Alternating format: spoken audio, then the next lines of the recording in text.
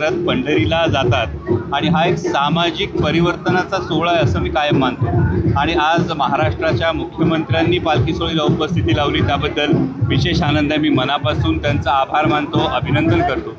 आणि त्याचबरोबरीने आज माऊलींकडे हीच प्रार्थना केली की सर्वसामान्य दूध उत्पादक शेतकरी अडचणीत असताना दूध भुकटी आयात करण्याचा जो आयात शुल्क माफ करून आयात करण्याचा जो निर्णय केंद्र सरकारनं घेतला आहे, तो निर्णय मागे घेण्याची केंद्र सरकारला उपरती व्हावी आणि दूध उत्पादक शेतकऱ्यांना देखील न्याय मिळावा आणि सर्वसामान्य शेतकरी खरं तर सुखी व्हावा या दृष्टीनं पावलं टाकली जावी, हीच मागणी। खरं तर इंद्रायणीचा प्रदूषणाचा मुद्दा अत्यंत गाजतो आहे। अशा परिस्थितीत आता स्वतः मुख्यमंत्री म्हणाले की मी आश्वासन देतो, शब्द देतो।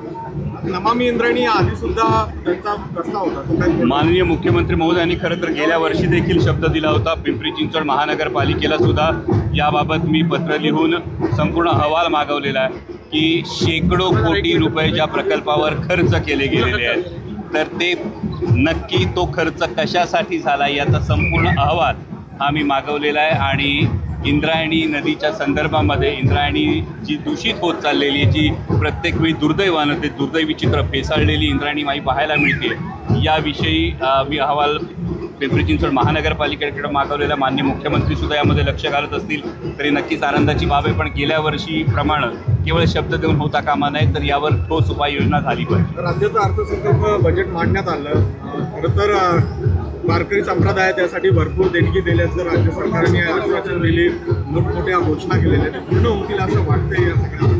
यामध्ये राज्यावरचा जर एकूण कर्जाचा जर आपण विचार केला, राज्यावर असलेल्या भाराचा जर विचार केला